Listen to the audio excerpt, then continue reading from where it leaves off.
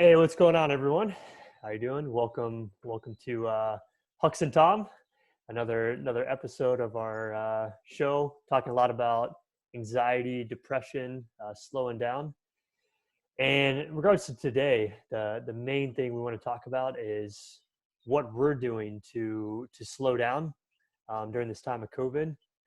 We believe we want to continue to use these principles of the things we're doing now, and then we want to carry them over once COVID kind of slows down. So that's the main thing we're going to be addressing, and we got some stories, got some different ideas that we can share with you all. Just give you guys some ideas and give you guys some assistance with your anxiety, depression, and just trying to move too fast in this world, because we truly believe, especially in America and our society, things are just getting faster, faster, and faster. So we hope some of these points, these stories, help you guys out, and we'll go from there. So, do you want me to hit a do you want me to talk about some things I'm doing first, or do you want to start us out, Troy? Yeah, no, I'd love to hear what was life like before COVID began? I mean, in terms of pace, what would you say is the comparison of life before COVID and then life after in terms of pace of life? Yeah, so I'd say for me, I've been living downtown for about a year now, and I would even say prior to that, but And especially being downtown down. where? Oh yeah, yeah, downtown Chicago. So living in the Awesome. the urban city, the urban community. So for me, living downtown, it was very fast, and it seemed like through that year, it just was getting quicker and quicker and quicker. And I'm talking in regards to, um, you know, myself. I think I was taking on the environment, the people around me, where I would plan in my schedule to go from work and then go right to calling this person and then going to the gym and then you know doing maybe going to a restaurant or something, but there's no space, there's no space in between these tasks or these conversations. And I found I wasn't prioritizing. I was just doing stuff to fill my schedule. I wasn't being intentional with certain things, like maybe going into my devotions, having my date nights with Marnell. Those are just some ideas, but it was just boom, boom, boom, boom, and not saying no to anything. I think that was the biggest thing too. Just saying, being Mm. in the urban community, meeting all these people, just saying yes to this, yes to that, and just trying to stay busy. Which I look back and I'm like, why? What was I doing that for? And so I'd say that was the biggest thing I was doing prior to COVID. Mm. Was that good for you though? I mean, did you feel happy in doing life that way? No, no, I'd say there's occasional days where I felt happy, got a sense of happiness. I would say in regards to joy, having joy in my life, I'd say no, because after the majority of days, I would just feel like, you know, what did I just do? Or I'd feel like, oh, I have so many more things to do.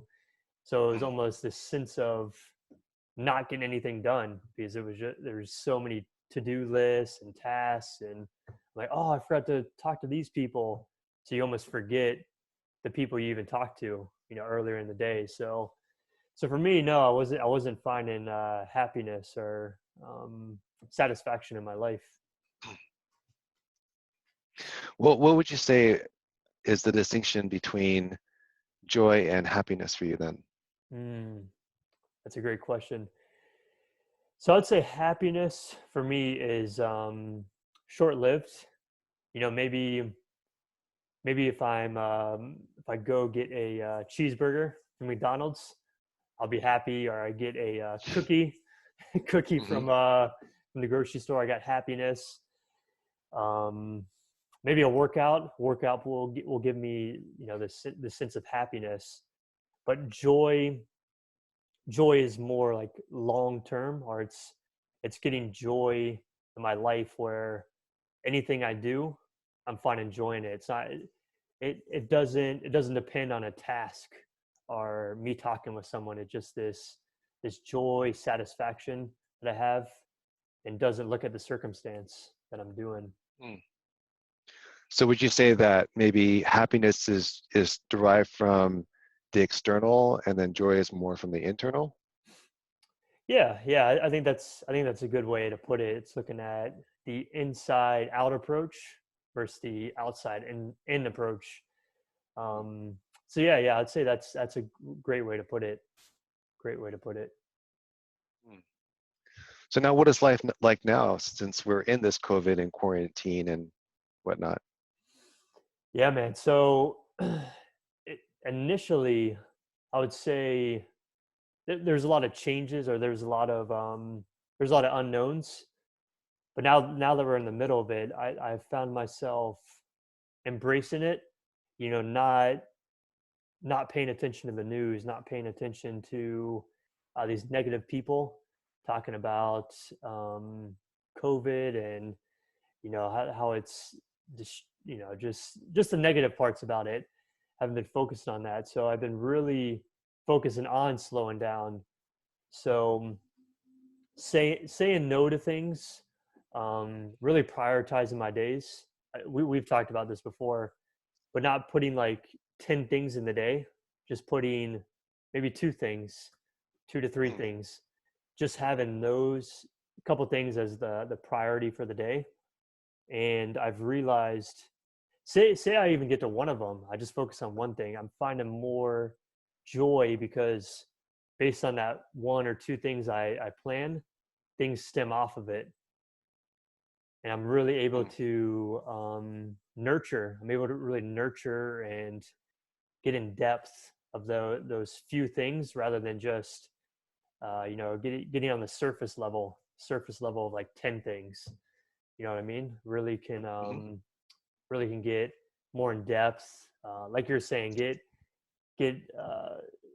more internal, and not just touching the surface of things. And it's truly given me more joy because I'm just in regards to, let's just say, relationships.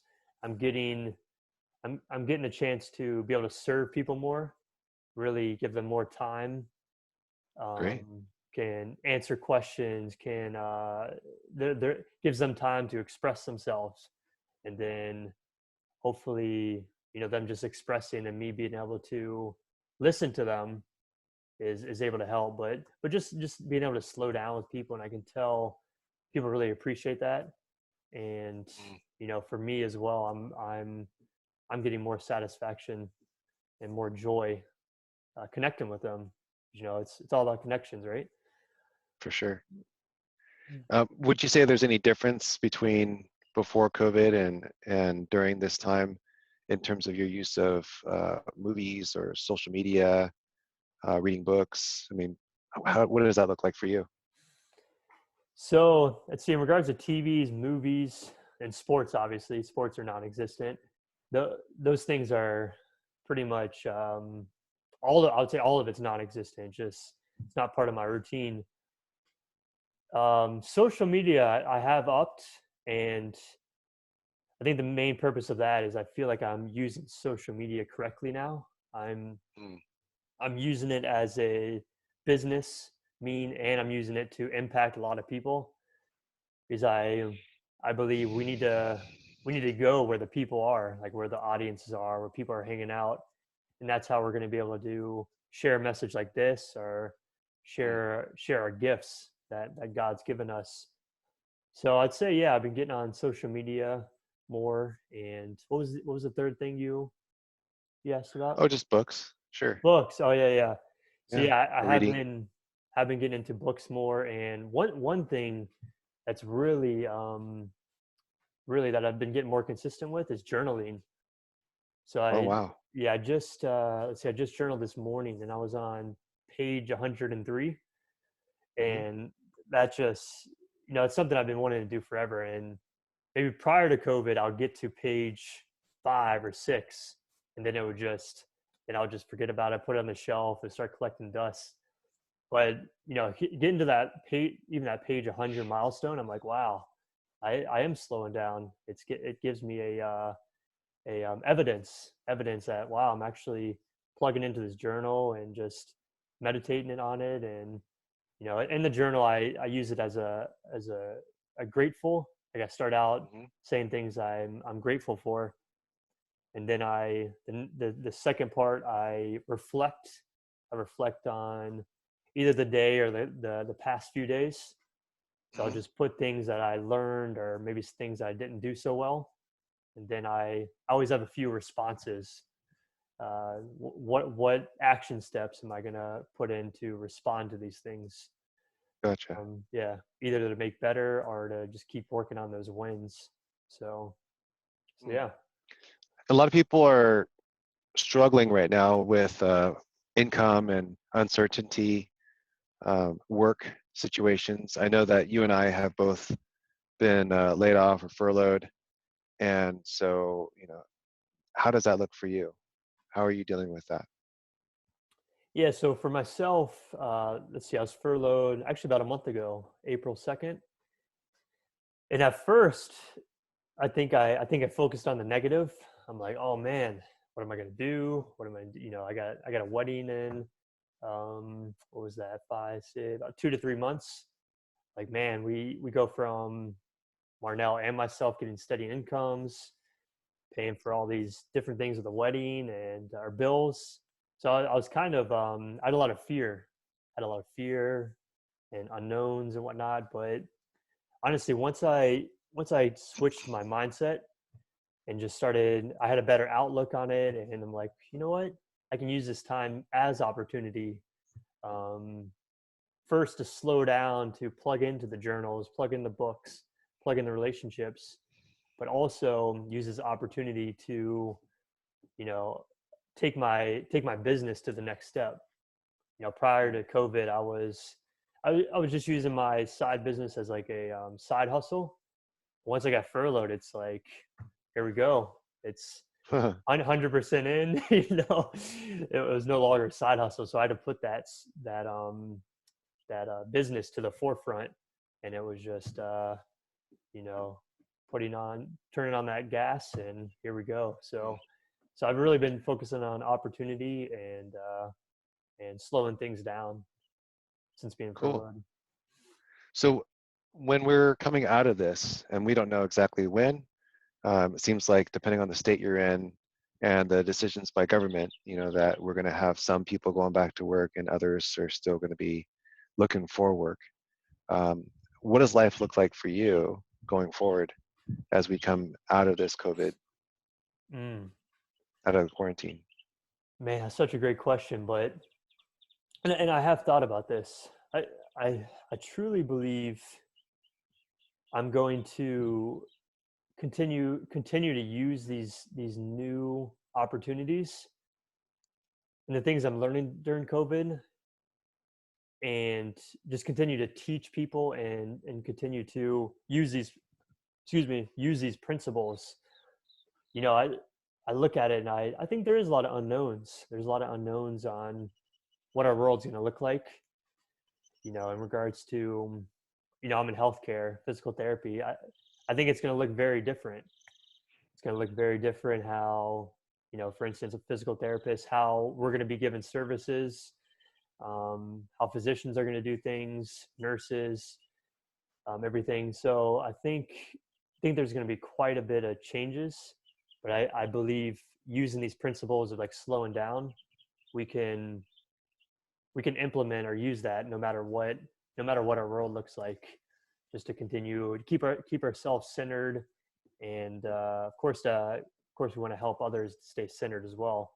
So I think a lot of Hmm. people are gonna just almost hit that 100 meter dash. Like once this COVID thing ends, everyone's gonna try to race to you know making the most money, and almost getting getting back to where they left off, right? So just like a Mm. full sprint, speed ahead. But I think if we truly keep these principles we're learning during COVID, then we can focus more on a marathon or a walk, the joy, rather than sprinting to that $1 million or that short-term happiness, you know? Mm. So those are the things that you would recommend to your friends and family as we're looking at coming out of this quarantine, is to slow down, to take account for their lives, to continue to foster those relationships and their Mm. health. That's what I've gotten from you. Hmm. Um, Absolutely. and then in the midst of like being furloughed or laid off, looking at other opportunities to build purpose in life. Mm. How can you help Mhm. other people? How can you serve other people? And it may not come as a vocation where you can make some money from it, but certainly that's where we all have opportunities to be entrepreneurial, to think outside the box, think out, maybe pivot is another word that's commonly used today, and look at other areas of interest that we have in our lives that we can then finally get onto it. Because while we were working before in the particular industry we're in, there's a certain comfort level that comes with that experience and knowledge that we have. And maybe another area that we might have thought about for a long time, we put off because we're like, there's unknown and there's fear around it and it's uncomfortable, but it's something that we have passion inside for. Mhm. And so a lot of people that maybe just sitting around watching a lot of Netflix, binging, and just kind of getting bored and what do I do? I think what you've been doing is very productive, and it's valuable to look at the life that you've been living as an example of how you can be um, using this time wisely. And I think it's not to say that other people are not. It's just to say that here's an opportunity for us all um, to expand our lives in a way that we hadn't before, when we're kind of placed in this situation outside of our control. And Mm. it's actually a good thing, and instead of the opposite of a bad thing. Mhm. Um, I've often read about, well, I read a lot of different things, but one of the things I've read when it comes to children, and adults are no different in this way as humans, is that when we're bored, it's when our mind has the greatest opportunity for creativity Mm. and creation. Um, and we used to think that kids were best served when they were surrounded by their toys, but if you look at the youngest of children when they're little, um, they're more excited, like during Christmas, to open up the box itself, not necessarily what's inside. It's not Mm. until we get older that we start placing value on those things that are inside the box. But prior to that, the kids are just happy playing with the box, opening up the box, Mm. the I like that. curiousness about what's inside of that. And so if we look at that as an analogy to life, what's inside the box of life is what we want to really focus on. It's not the end all goal of, say, making $1 million, like you were saying, or getting back to life as it was, but it's maybe being mindful of the life that we're living today, the relationships that we're fostering, and how we want to intentionally live our lives moving forward.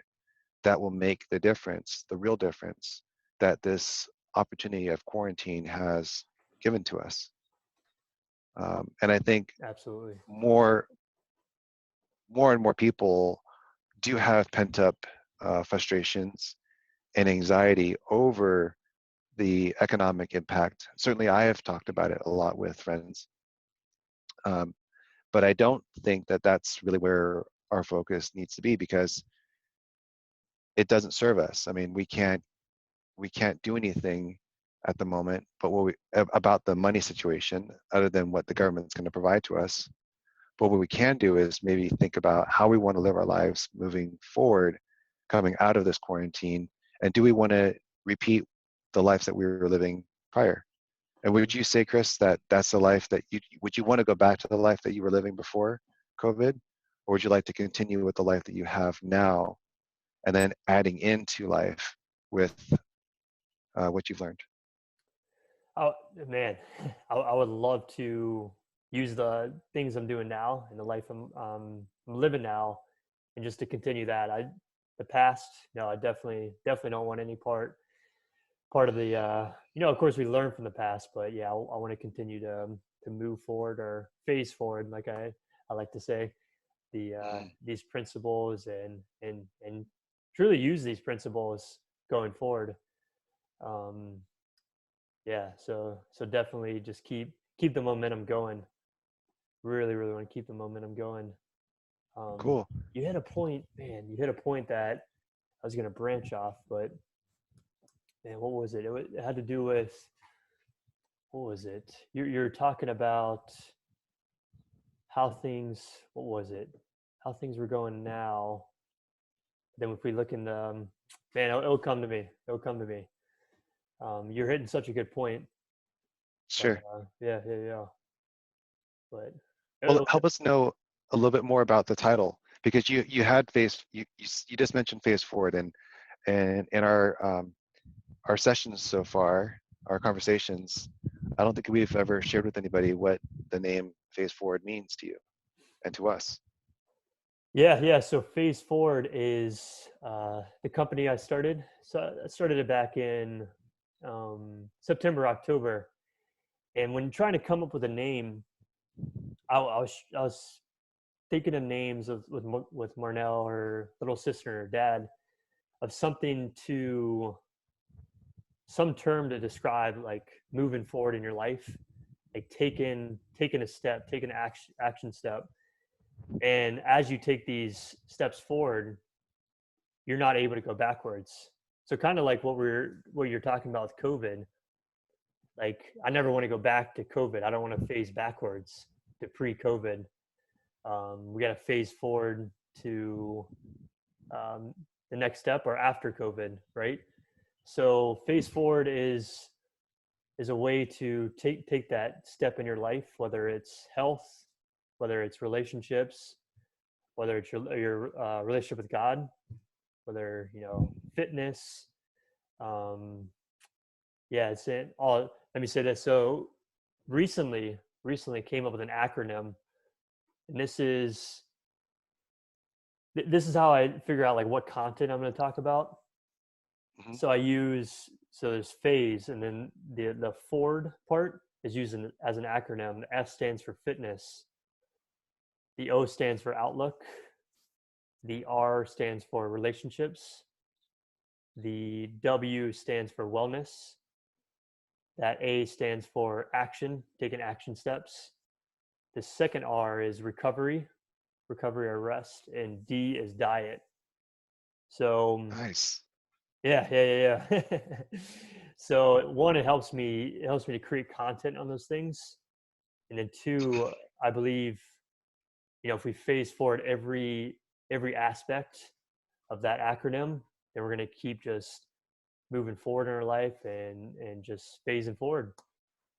Mm, Phase forward our relationships, phase forward our fitness, phase forward our diet or nutrition. So that's where it stems from. And you know, Marnell and her sister really helped me to come up with the acronym. And it that's was a, beautiful. it was a light bulb. Like light bulbs went off when I was like, oh man, that's what I need to do. That's what I want to do. So it's been a Beautiful. been a fun journey. Yeah, thanks for sharing that. And I Mm-hmm. think it's really important that we do focus on those topics as we continue on in this wide-ranging conversation. And I think Mm-hmm. that it's important that we are cognizant of how we're going to be impacting those that we share our information with. Um, I believe that the um, the subject of phasing forward is super important for people to really get with because I think of phasing forward as time that you can't go back in time, at least not yet. Mm-hmm. Physics, talks about it theoretically. We have tons of movies that talk about it, but physically, can we go backward in time right now? No. And will we ever? I don't think so. But that's really not the important piece because life continues to move forward. And I think that's something that's really important for people to really get with that many of us as human beings struggle with the past. We live in the past, which Mm-hmm. is why so many people use substances like alcohol is probably the primary one, and then drugs being secondary to it. And we're kind of using those. We've as human beings have used these sort of substances to uh, cause us to not be in the past. Mm. What we want to be focusing on is the present and our future, And so when I've talked about in the previous conversation, in the first one that we did, which was talking about change versus transformation, change Mm, is going backwards. It basically is like, the person who has gone through 12 steps and then they fall off the wagon, if you will, and they start drinking again. And so they give up the medallions that they've achieved and start all over again. And that's in the world of change. And so I liken that to a caterpillar in life, crawls around back and forth on the earth in a two-dimensional space. And it works, but it doesn't, right? Because it just like life and time, there's this opportunity where you can go back to the way you were, and we don't want to be going back to where we were, mm, just as you had said. So transformation talks about how the caterpillar becomes a butterfly, and it cannot go back to being a caterpillar. So I would liken that to phase forward. A transformation occurs, and the butterfly is able to fly in a three-dimensional space. Now it has a z-axis capability. It can see mm, from very high up. We'll call it the 10,000 foot level view, and they've actually found monarch butterflies up at 10,000 feet and above, which is pretty crazy, because you think just this little butterfly is not going to be able to go that high, but sure it can. Um, it just flies with um, the air currents if it wants to, travel 100 miles if it wants to. that's Um, incredible. That's incredible. yeah, and they can a butterfly. So the point is that in a two-dimensional world where the caterpillar lives, all it sees is what's in front of it, what's right there. And for a lot of us, we are focusing on our past, so that's what's right in front of us, because that's what we remember, right? And everything Mm, from our memory is from the past. When mm, we think about wanting to live our forward lives, meaning phasing forward, we're looking at what is it that we really want for ourselves in our lives, and then what steps are we taking to get there. So a butterfly, somebody who's gone through transformation, who cannot go back to being a caterpillar, is looking at life as in, hey, this is the bigger picture. My bigger picture is what do I want in my life, and for you is to serve people with your practice, and still helping people with PT, but maybe it's now transitioned from face to face to online, which is what you've been mhm, doing, mhm, right? And so you've been pushed in a way into this transformative space, but you could have just stayed and just waited to go back to work, or you went through a transformation and you phased forward into this, how can I adapt to the situation that I'm in and live a life transformed, phased forward into this new space where I'm still able to make money, I'm still able to serve people, mm, I'm still able to live my purpose, your mhm, purpose, right? And that's the opportunity that sits out there for people. If we're using you as an example of how you've been going through this process of transformation for yourself, and the three key aspects, and I think about it this way from Benjamin Franklin, who talks about healthy, wealthy, and wise, and you incorporate those three things in forward in your acronym. So I think that's fantastic. mm, And I think forward actually enables people. So I think it would be great if we could put it into notes for this video, where you can break down for people again what forward is. mhm. Um, yeah, Yeah.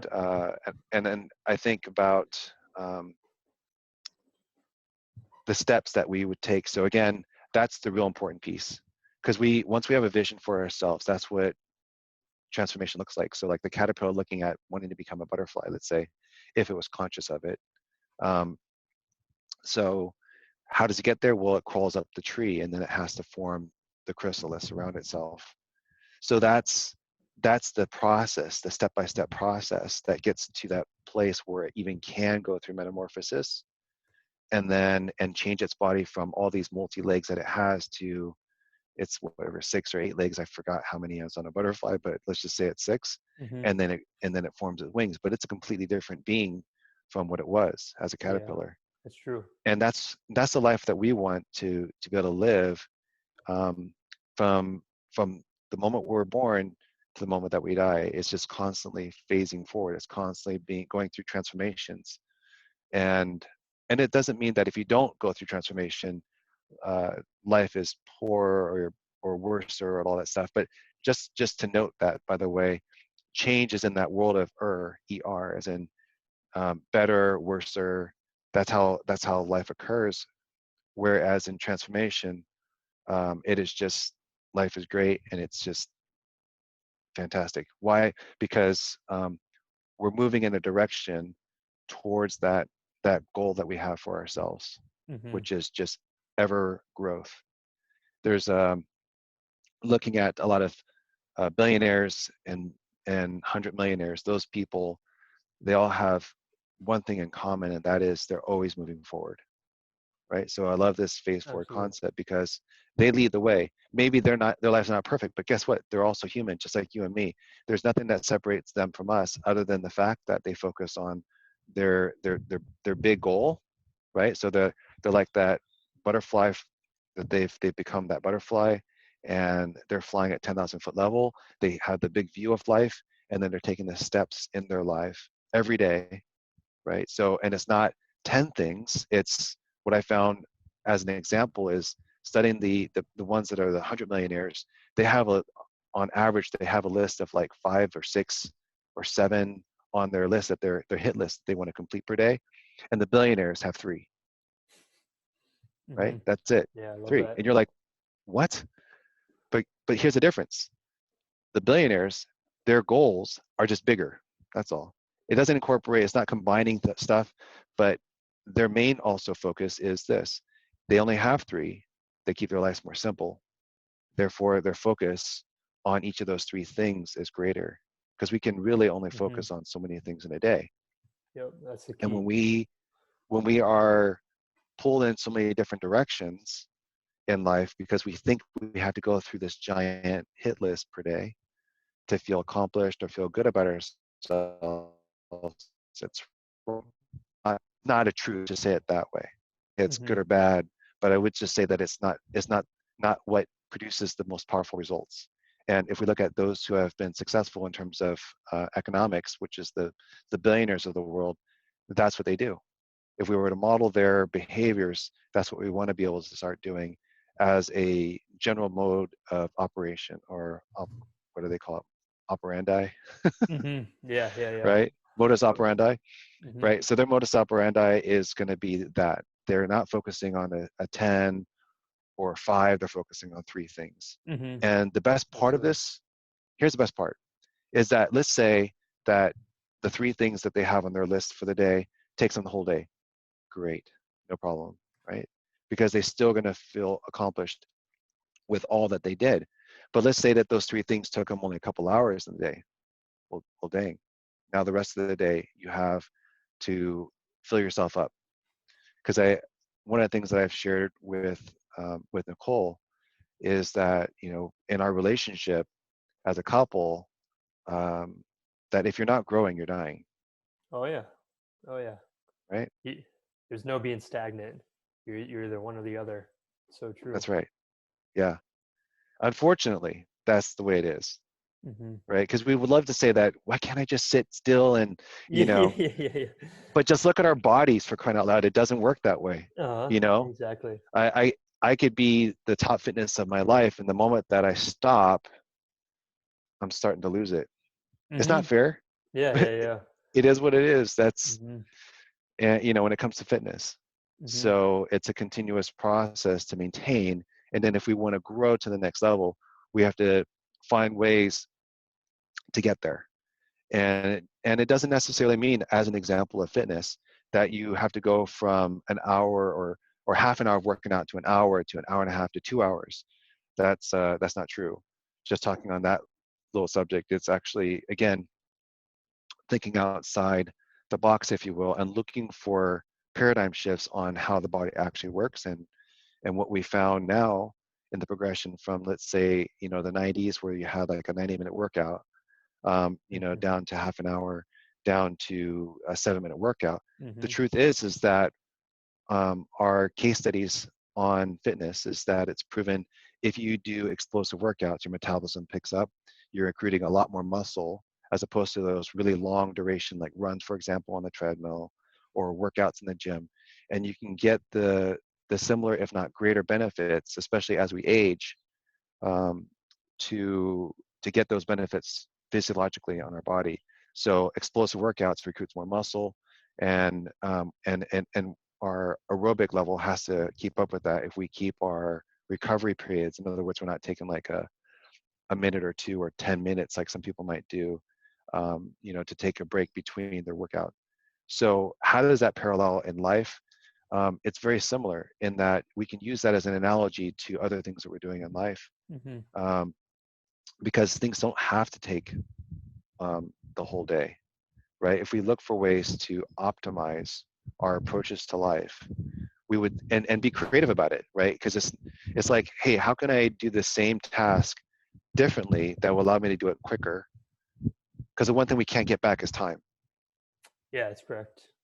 right? That's correct. So when we think about that as our common denominator, which is what it's been for me in life, and I'm sure it is for most people, if you start thinking about that consciously, that is our driving force to how we want to live our lives, to the most that we can. And it isn't to say that if we don't live our lives to the most, it's better or worser. It's just that here's the opportunity for us to live the life that allows us to be full in it, full in life, Mm-hmm. right? And it's like this ultimate satisfaction, because it's difficult, I think, to for both of us. You and I have both been able to eliminate or defeat depression from our lives, and what comes along with that is things like anxiety and loneliness. um, so and those kind of like lead up to that sense of depression. So how do we break free from that is taking these action steps, that moves us towards the goal, like that 10,000 foot level of how we want to live our lives. So when we think in terms of how time is, and it doesn't work any other way, and that time just keeps moving forward, we want to think of ourselves as constantly moving forward too in life. Mm-hmm. And that's the phasing forward. That is the transformation, not change.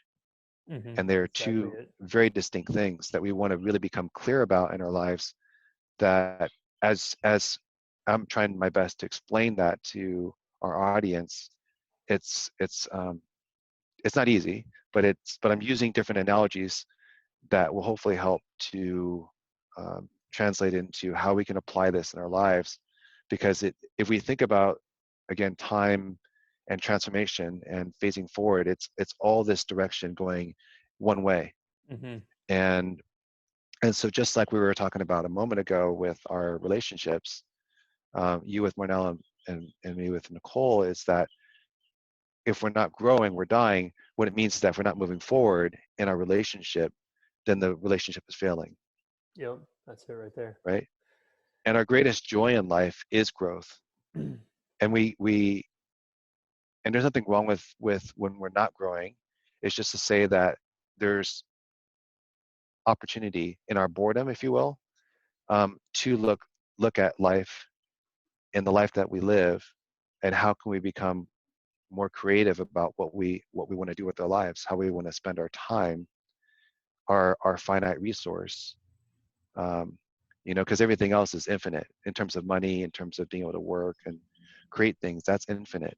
Mm-hmm. But in that space of infinite, how do we then align ourselves to what it is that we want in our lives?